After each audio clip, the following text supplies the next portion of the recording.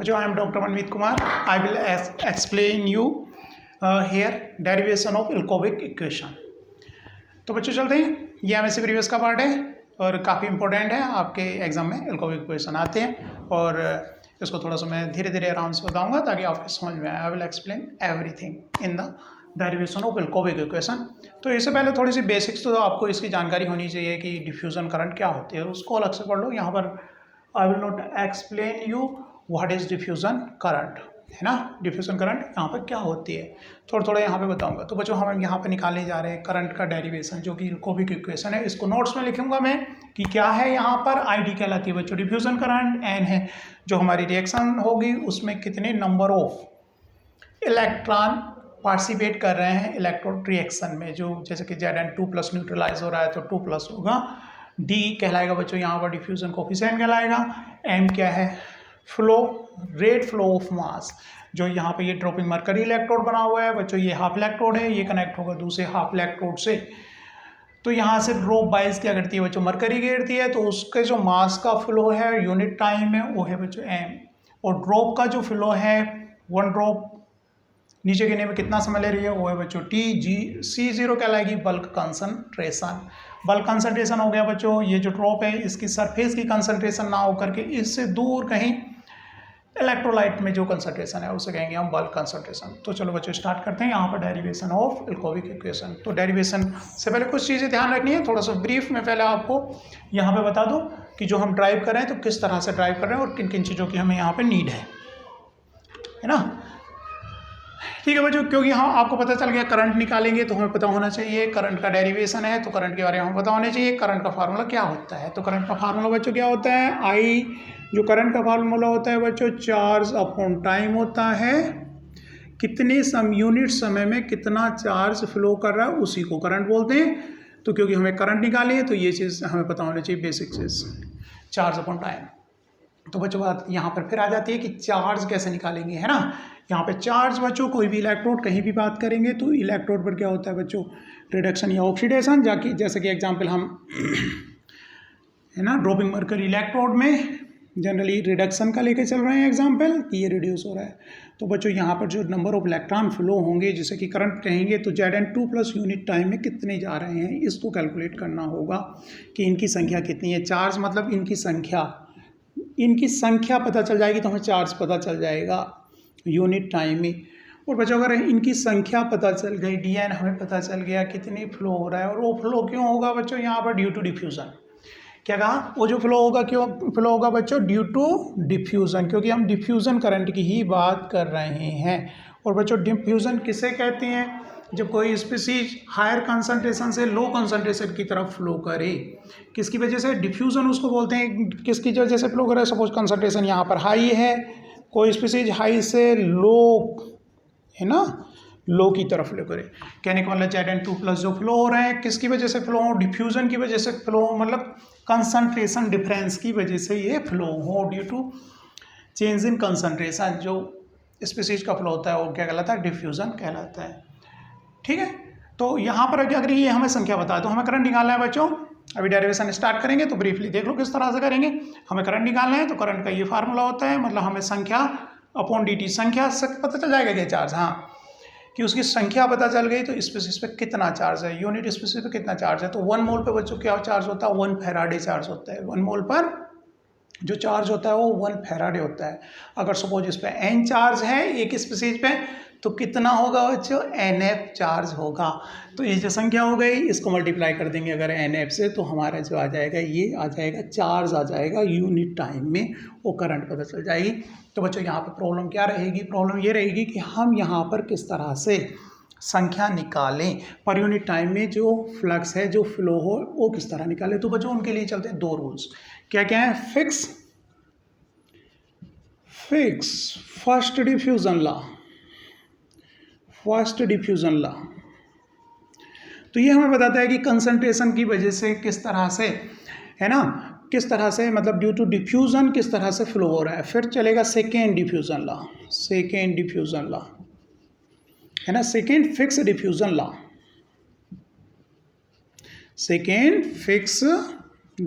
Law.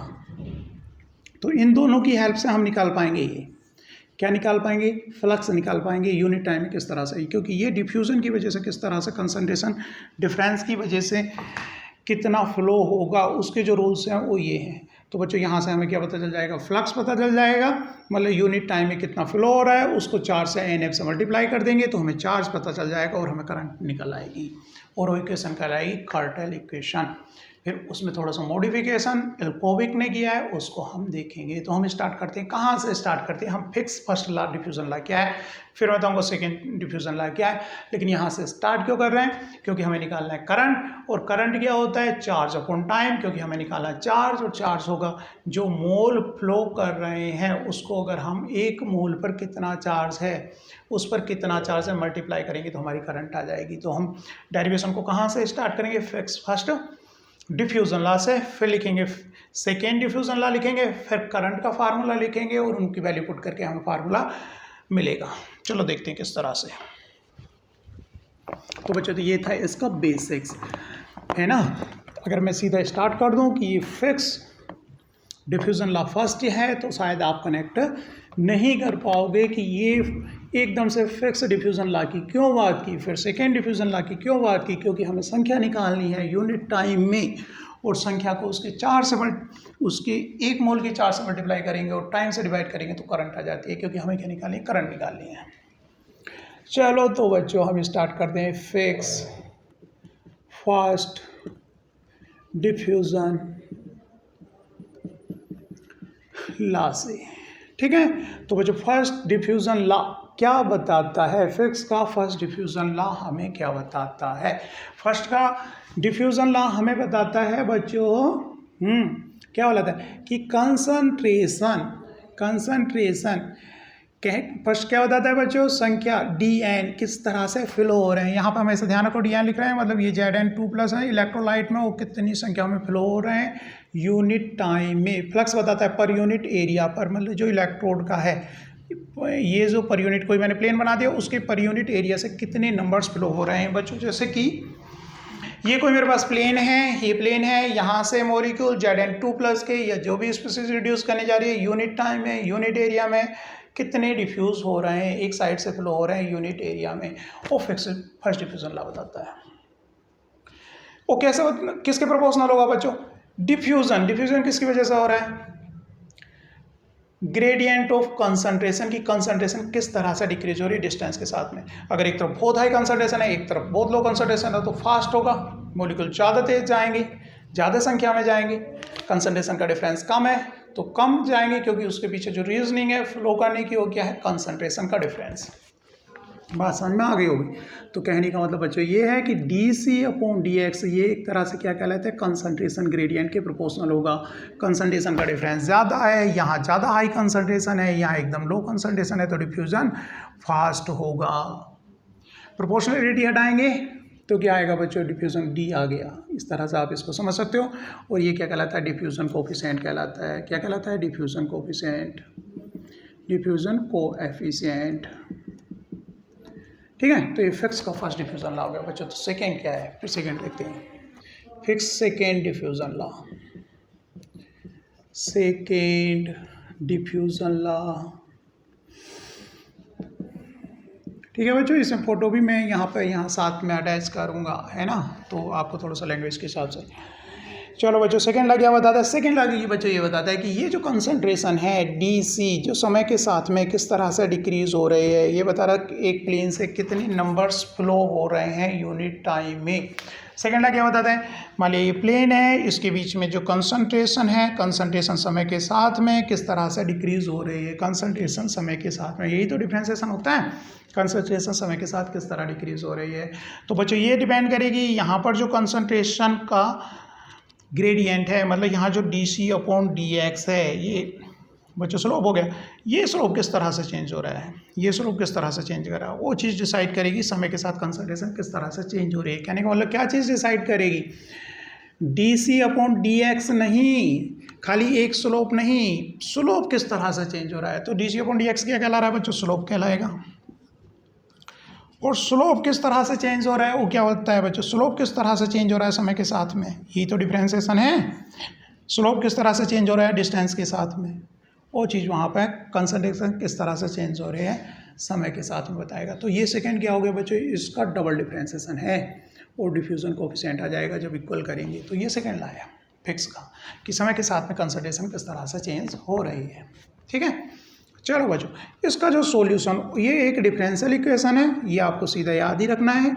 इसका जो solution है फॉर लीनियर डिफ्यूजन के लिए बच्चों, इसका जो सॉल्यूशन है फॉर लीनियर डिफ्यूजन के लिए ये क्या आ रहा है, dc/dx is equal to C naught concentration in bulk, C naught concentration in bulk upon under root d pi t time में, है ना, ये पाई है, पाई 60 डी डिफ्यूजन कोफिशिएंट है।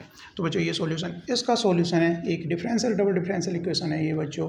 तो इसका एक सॉल्यूशन है, आपको ये याद रखना है। ठीक है, तो इस तरह से हमने देख लिया इन दो लॉ से, इसने बता दी किस तरह से फ्लो होगा।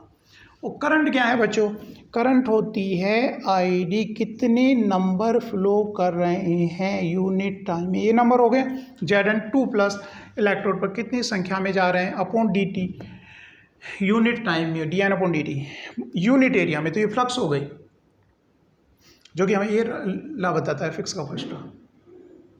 बट यहाँ पर हमें तो ड्रॉप जो बनेगी उसके सारे एरिया पे देखना है।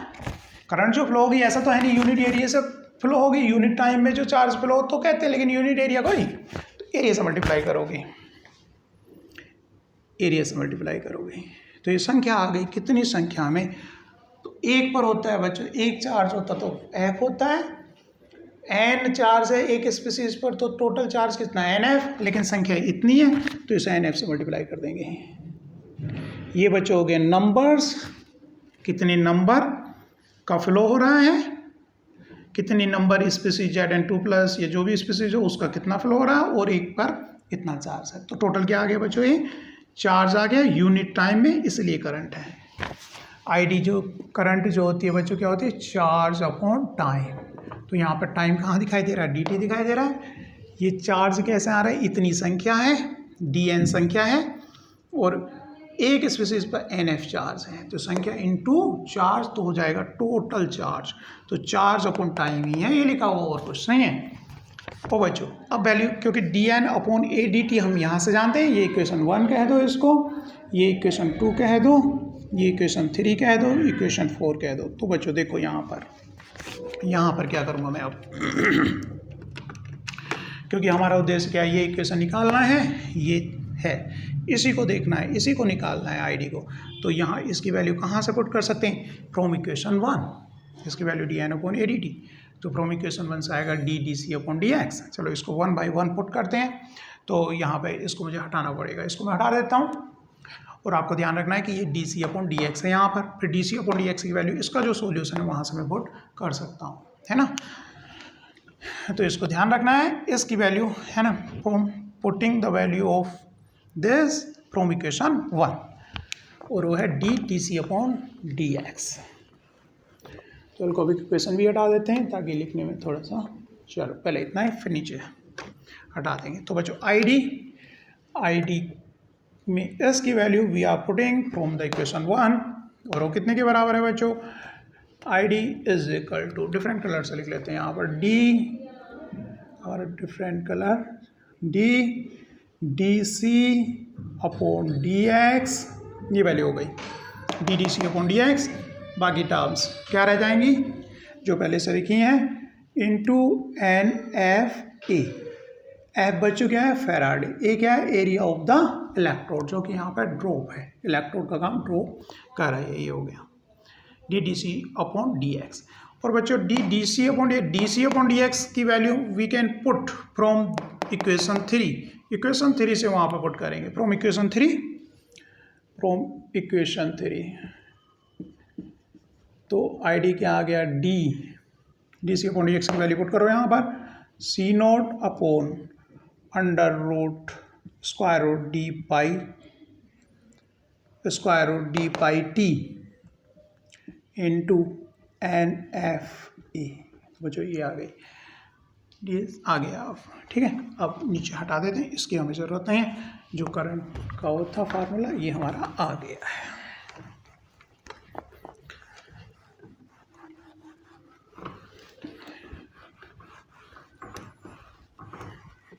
और मुझे लग रहा है फिर से मैं एक बार बताऊंगा फ्री हमने क्या क्या किया है। जब एंड हो जाएगा इसका, है ना, पूरा ड्राइव हमारा हो जाएगा तो हम फिर से इसको देखेंगे। चलो बच्चों, तो यहाँ पर हमारा आई डी इक्वल टू क्या आ गया है, इसको हम लिख सकते हैं बच्चों। यहाँ पर देखो कुछ करेक्शन कर लेता हूँ। आई डी यहाँ पर देखें, डी की पावर हाफ है, डी की पावर ऊपर है तो आगे एन एफ ए लिख दिया बच्चों मैंने।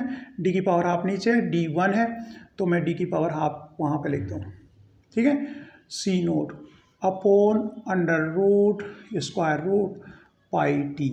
तो बच्चों ये एक इक्वेशन आ गई और इस इक्वेशन का नाम है बच्चों कोट्रेल इक्वेशन। ये दूसरा साइंटिस्ट है, उसने यहाँ तक तो इस इक्वेशन को किया ही था। इसका नाम है बच्चों कोट्रेल इक्वेशन, ठीक है। एल्कोविक ने क्या किया है आगे, एल्कोविक ने एरिया को निकाला है इलेक्ट्रोड के। आप एक मिनट रुक करके सोचो कि इलेक्ट्रोड का एरिया कैसे निकल सकता है। इलेक्ट्रोड का एरिया क्या है, ड्रॉपिंग मरकरी इलेक्ट्रोड में ये ड्रॉप है, ड्रॉप का एरिया कैसे निकाला जा सकता है, ये मॉडिफिकेशन एल्कोविक का था आगे, है ना। चलो मैं इसको एक बार बुक की कॉपी से चेक भी करता हूँ, कोई टर्म हमारी छुट्टी तो नहीं है। एन एफ ए डी की पावर हाफ सी नोट पाई डी की पावर हाफ, ठीक है, ये हमारी क्वेश्चन है। चलो तो बच्चों एरिया कैसे निकाले, ये क्वेश्चन है। एक बार आप अपने दिमाग लगा के सोचो कि एरिया कैसे निकाल सकते हैं। तो एरिया क्या है, ड्रॉप का एरिया। ड्रॉप कैसी है, स्फेरिकल है, तो स्फेयर का एरिया क्या होता है बच्चों। तो यहाँ पर आ गया एल्कोविक का, है ना, मॉडिफिकेशन, क्या एरिया निकालना, और इसकी वैल्यू पुट करेंगे तो हमारी एल्कोविक इक्वेशन जो हम कर रहे हैं वो सॉल्व हो जाएगी। तो एरिया निकालना कि एरिया कैसे निकालना है, इसको थोड़ा आपको थिंक करना चाहिए तब आपकी बात समझ में आएगी। तो एरिया कैसे निकाल सकते हैं, स्फेयर का एरिया निकालना है, इलेक्ट्रोड स्फेयर है यहाँ पर। तो एरिया होता है बच्चों 4 पाई आर स्क्वायर, है ना। पर्टिकुलर टाइम टी लिख दिया मैंने क्योंकि जो ड्रॉप है पहले छोटी होगी फिर बड़ी होगी फिर बड़ी होगी और फिर फॉल कर जाएगी। तो समय के साथ में एरिया चेंज हो रहा होगा, समय के साथ में क्या हो रहा होगा, चेंज हो रहा होगा एरिया ड्रॉप का, ठीक है। अब क्वेश्चन है कि आर कैसे निकालें, कोई ऐसे इतनी छोटी सी ड्रॉप है उसका कुछ ऐसा तो नहीं, स्केल लेकर के रेडियस नाप लेंगे, है ना। तो ये ट्रिक एल्कोविक था, मैथमेटिशियन था, उसने यहाँ पर इसी चीज़ को सोल्व भी किया है। तो उसने क्या कहा कि ये जो इसका वॉल्यूम है, तो वॉल्यूम जो है, वॉल्यूम ऑफ द ड्रॉप बच्चों कितना हो गया, 4y3 आर पर्टिकुलर टाइम है, क्यों, ये जो इसका वॉल्यूम है, अगर वॉल्यूम को हम इसकी किससे डेंसिटी से मल्टीप्लाई कर दें तो ये डेंसिटी क्या होती है, मास पर यूनिट वॉल्यूम। ड्रॉप का वॉल्यूम ये है, तो बच्चों यहाँ पे क्या आ गया, मास आ गया एट टाइम टी पर, ये मास आ गया। और बच्चों मास और ड्रॉप कितने समय में गिर रही है ये हम निकाल सकते हैं, नहीं निकाल सकते हैं। अगर हम काउंट करते रहें टाइम, कितने पर यूनिट टाइम है, मतलब 100 ड्रॉप गिरी कितने समय में गिरी, डिवाइड कर दें तो एक ड्रॉप कितने समय में गिर रही है, हम उसको कैलकुलेट कर सकते हैं। दूसरा फ्लो कितना है, मास का फ्लो, हमने 10 ग्राम भरा यहाँ तक, वो 10 मिनट में खाली हो गया, तो यूनिट टाइम में मास का फ्लो कितना है। तो क्या बच्चों ड्रॉप का मास निकाला जा सकता है, क्योंकि ड्रॉप कितने समय में गिर रही है वो हमें पता है, और कितना मास उतने समय में खाली होता है ये हम सिंपल यूज देख सकते हैं कि मास मान लीजिए 10 ग्राम भरा 10 मिनट में खाली हुआ, 10 से डिवाइड करके यूनिट टाइम में कितना, और ड्रॉप 100 ड्रॉप हमने काउंट कर ली टाइम से कि 100 ड्रॉप गिर गई हैं, तो एक ड्रॉप कितने में गिर रही है। तो मास इंटू यहाँ पर इज इक्वल टू बच्चों मास मतलब फ्लो यूनिट टाइम में और ड्रॉप का टाइम टी, तो ये हो गया ड्रॉप का मास, ये भी हो गया किसका, ड्रॉप का मास। और बच्चों ड्रॉप की जो वॉल्यूम होता है 4/3, ये वॉल्यूम हो गया। और बच्चों सारे सब्सटेंस की हम जो है डेंसिटी हम जानते ही हैं सब्सटेंस की, तो ये क्या होगी, मरकरी की डेंसिटी हो गई, ये हमारी डेंसिटी। तो डेंसिटी क्या होती है बच्चों, मास अपॉन वॉल्यूम होती है, ये वॉल्यूम से ये भी मास है और इधर भी मास है ना, ये भी मास है। तो इस तरह से बच्चों यहाँ से RT निकाला जा सकता है, बाकी सारी चीज़ें हमारी नोन है। तो RT क्या आ गया बच्चों, यहाँ पर इसको जो है क्रॉस मल्टीप्लिकेशन 3MT अपॉन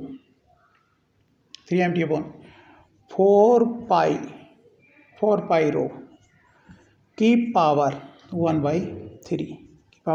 1/3 तो इसकी वैल्यू कहाँ पे पुट कर दी, एरिया निकालना हमारा टारगेट है, क्योंकि यहाँ पर एरिया पुट करना है। एरिया क्या होता है, ड्रॉप का स्क्वायर का 4 पाई आर स्क्वायर होता है। तो putting this value in equation, है ना, जो भी हमारी इक्वेशंस आ रही हैं 3 तक हो गई थी, तो ये 4 हो गई बच्चों, ये हमारी हो गई 5, ये हो गई 6, putting this value in equation 5। तो अगर इसकी वैल्यू हम 5 में पुट करें, यहाँ पे करता हूँ मैं, तो एरिया एल क्यूबिक ने इस तरह से कितना निकाल लिया 4 पाई यहाँ पर आ गया बच्चों 4 पाई, और यहाँ पर इसकी पावर हो जाएगी r का स्क्वायर करना है और ये r आया है, तो जो यहाँ ब्रैकेट में 3mt/4 पाई रो की पावर 2/3। तो बच्चों यहाँ पर देखो पाई है ना 22/7 रख सकते हैं और डेंसिटी मरकरी की, तो इसको एल क्यूबिक ने सोल्व किया और इसकी वैल्यू आई है 0.8515 रखने पर है m की पावर कितनी आ जाएगा 2/3 और t की पावर कितना आ जाएगा 2/3 आ जाएगा। ये हो गया एरिया। और इस एरिया को यही तो कैलकुलेट करना था एरिया, एल क्यूबिक ने यही कहानी की थी, है ना। क्या करा एल क्यूबिक ने कि इसकी हमें क्या चाहिए थी, एरिया चाहिए था इलेक्ट्रोड का, क्योंकि इस फार्मूले में जो करंट है अगर हम ड्रॉप का एरिया निकाल पाएंगे तो यहाँ पर ए रख देंगे, बाकी क्वांटिटीज़ हमें नोन है तो हमारा डिफ्यूज़न करंट हम निकाल सकते हैं। तो एरिया एक नॉन क्वांटिटी जिसको उसने एल क्यूबिक ने इसको सोल्व किया है। कैसे किया है यहाँ पर कि ड्रॉप का जो वॉल्यूम होगा, क्योंकि एरिया निकालने के लिए 4 पाई r स्क्वायर स्फीयर का, तो r पता होना चाहिए। r कैसे निकाला है, उसका मास वॉल्यूम ड्रॉप का इनटू डेंसिटी, और यूनिट समय में कितना मास फ्लो हो रहा है वो हम जानते हैं, और ड्रॉप का टाइम कितना है। तो मास यूनिट समय में फ्लो हो रहा है और इतने समय में ड्रॉप गिर रही है, तो ये चीज़ भी बता रही है हमें ड्रॉप का मास, ये भी चीज़ बता रही है ड्रॉप का मास। तो इस तरह से r निकाल लिया और r की वैल्यू यहाँ पे पुट कर देंगे। r की वैल्यू पुट करेंगे तो बच्चों क्या आ जाएगा, एरिया आ जाएगा, और एरिया हमारा निकल गया, ये id है, तो इसमें एरिया की वैल्यू हम पुट करेंगे। तो a निकला हुआ है और यहाँ पर तो ये चीज़ मैं आप हटा देता हूँ। ठीक है बच्चों, ऐसी डिफिकल्ट नहीं है एल क्यूबिक इक्वेशन। तो बच्चों हम इस वैल्यू को वहाँ पे पुट करें, putting the value in equation 4 from equation 5। तो फ्रॉम 5 से हम डिफ्यूज़न करंट बच्चों ID एंड F, यहाँ पे ब्रैकेट में यहाँ पे बच्चों मैंने डाल दिया 0.811515, ठीक है। और क्या मास की पावर 2/3, T की पावर 2/3, और आगे सारा ये जो रखा हुआ था NF यहाँ पे लिख दिया, आगे कंसंट्रेशन अपॉन पाई टी। हो गया, ये हमने रख दिया बच्चों। लेकिन यहाँ पर करंट जो आएगी बच्चों, ये तो हमने डिफ्यूज़न जो है इसको कांस्टेंट मारा है स्टेशनरी इलेक्ट्रोड के लिए, लेकिन हमारा जो इलेक्ट्रोड है वो ड्रॉप है, और ड्रॉप है तो एरिया उसका चेंज होगा समय के साथ में। तो मान लीजिए एरिया पहले छोटा है तो उसकी कंसंट्रेशन वहाँ पे 0 हो गई, लेकिन जैसे उसको बड़ा होगा एरिया तो उसका जो सोलवेंट इलेक्ट्रोलाइट है वो वहाँ पर कंसंट्रेशन ख़त्म नहीं हुई, तो ज़्यादा कंसंट्रेशन मतलब इससे वैल्यू ज़्यादा होगी, क्योंकि सरफे जो ड्रॉप है समय के साथ क्या कर रही है, ग्रो कर रही है। जब ग्रो कर रही है तो ज़्यादा कंसंट्रेशन के संपर्क में आएगी, ज़्यादा कंसंट्रेशन के संपर्क में आएगी तो करंट ज़्यादा फ्लो होगी। क्योंकि करंट कैसे फ्लो हो रही है, करंट किस तरह से फ्लो हो रही है बच्चों, जो इलेक्ट्रोलाइट है उसके रिडक्शन से फ्लो हो रही है। ज़्यादा जिंक के कंसंट्रेशन में आएगी, ज़्यादा करंट फ्लो होगी। तो यहाँ पर करेक्शन फैक्टर यहाँ पर मल्टीप्लिकेशन की गई है 7/3 की पावर हाफ से, एल क्यूबिक ने यहाँ मल्टीप्लाई किया है। रीजन क्या है, क्योंकि इलेक्ट्रोड स्टेशनरी नहीं है, स्टेशनरी मतलब रुका हुआ नहीं है, ड्रॉप समय के साथ ग्रो कर रही है। जब वो ग्रो कर रही है तो नए नए इलेक्ट्रोलाइट के साथ में कॉन्टैक्ट में आएगी, ज़्यादा कंसंट्रेशन के संपर्क में आएगी। तो इसको मल्टीप्लाई करेंगे हम 7/3 की पावर हाफ से, है ना।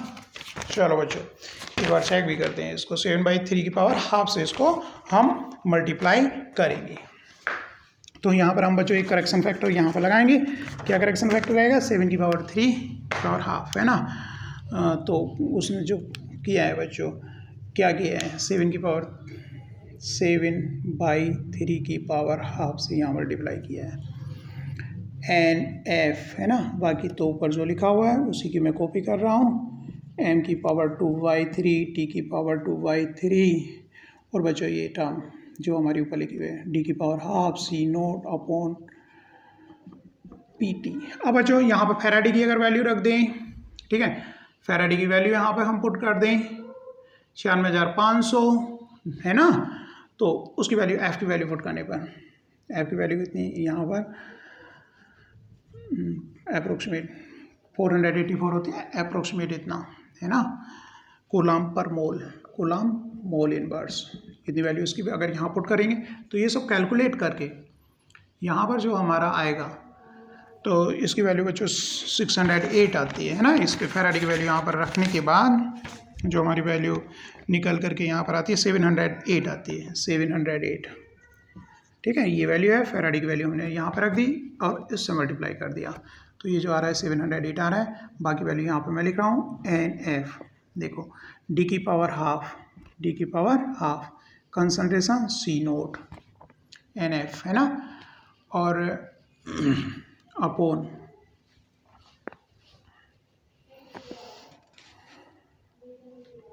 ठीक है NF, यहाँ पर D की पावर NF आ गया, D की पावर हाफ आ गया, और बाकी C नोट लिख दिया। ये वाली चीज़ क्या लिखनी है, M की पावर 2/3 T की पावर 2/3 अपॉन ये इसका अपॉन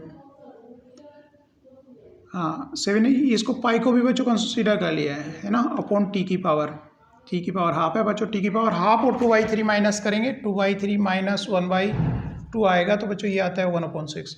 तो कुल मिला करके इसको भी ऊपर ले जाएं तो कुल मिला करके हमारी इक्वेशन क्या आएगी, 708 NF D की power half C note M की पावर 2/3 T की पावर हम 1/6, और पाई जो है वहाँ पे कंसीडर हमारा हो गया था, ये जो है इनकी मल्टीप्लिकेशन।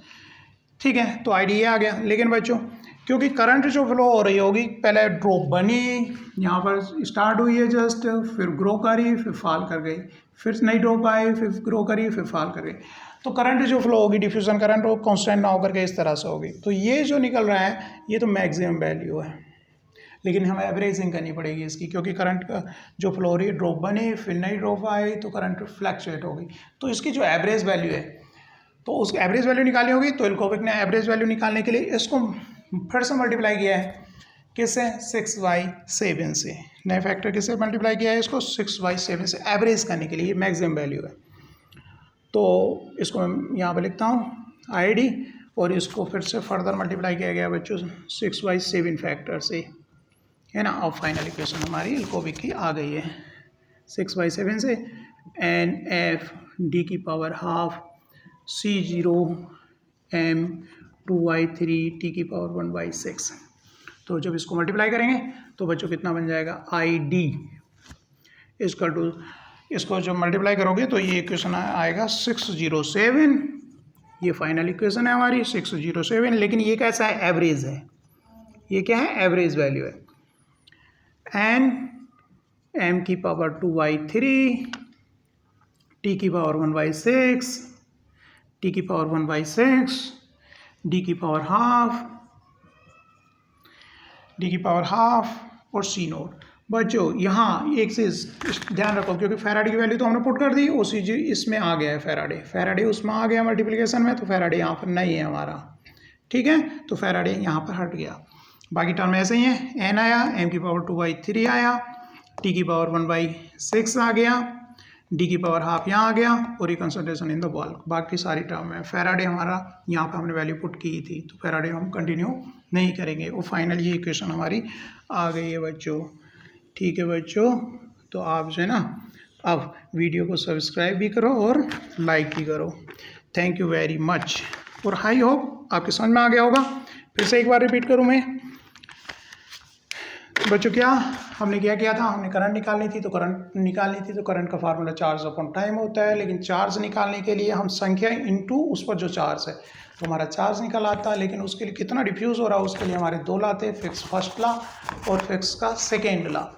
तो इन दो ला से हम क्या निकाल सकते हैं, डिफ्यूजन पर यूनिट टाइम है, तो उनकी वैल्यू पुट की है, तो हमारी कोर्टेल की इक्वेशन आई थी। लेकिन इल्कोविक ने वहाँ पर एरिया निकाला है, एरिया में क्या किया है उसने, ड्रॉप जो गिरे है उसका volume into density is equal to MT, तो वहाँ से R निकाल लिया है, R निकालिए, एरिया जो है स्क्वायर का क्या होता है 4πr² होता है, तो वहाँ पर R की वैल्यू बच्चों पुट की गई है, ठीक है। तो इस तरह से एरिया निकाला है, जो एरिया इक्वेशन आई थी कोर्टेल इक्वेशन वाली, उस वैल्यू पुट की गई है। फिर बच्चों इसने जो है इल्कोविक ने, क्योंकि क्या हो रहा है, ये नए ज़्यादा अमाउंट के कॉन्टैक्ट में आ रहा था, तो उसने कुछ करेक्शन फैक्टर जैसे कि 7/3 की पावर हाफ से करेक्शन फैक्टर, क्योंकि ज़्यादा संपर्क में आ रहा है तो करंट ज़्यादा फ्लो हो रही है, स्टेशनरी नहीं है, बढ़ रहा है, तो ज़्यादा इलेक्ट्रोलाइट ज़्यादा रिड्यूस हो गई। तो इक्वेशन आई, फिर फैराडे वगैरह की वैल्यू रख करके बच्चों हमारी इक्वेशन क्या आ गई, ये आ गई। लेकिन इसमें फर्दर करेक्शन, क्योंकि बच्चों ड्रॉप क्या बन रही है, नई ड्रॉप बन रही है और फिर ग्रो हो रही है, फिर ड्रॉप नीचे गिर जा रही है। तो हमें क्या करना पड़ेगा बच्चों, एक 6/7 से फिर फैक्टर से यहाँ मल्टीप्लाई करके ये हमारी फाइनल इक्वेशन आती है जो कि डिफ्यूज़न करंट को बताती है। और इस स्पेशल क्या है बच्चों, डिफ्यूज़न जो करंट है वो कंसंट्रेशन, जो बल्क की कंसंट्रेशन उसके प्रोपोर्शनल है। अगर हम करंट मेजर कर सकते हैं तो हम अननोन सॉल्यूशन की कितनी कंसंट्रेशन है वो जान सकते हैं। ये इंपॉर्टेंट बात हो गई है ना, ये इसका यूटिलाइजेशन है जो कि मैंने अब तक नहीं बोला था। जो डिफ्यूज़न करंट है वो कंसंट्रेशन के प्रोपोर्शनल है, जो डिफ्यूज़न करंट है वो कंसंट्रेशन के प्रोपोर्शनल है। अगर करंट आप मेजर कर सकते हो तो बल्क की कितनी कंसंट्रेशन है वो आप मेजर कर सकते हो बच्चों। Thank you very much.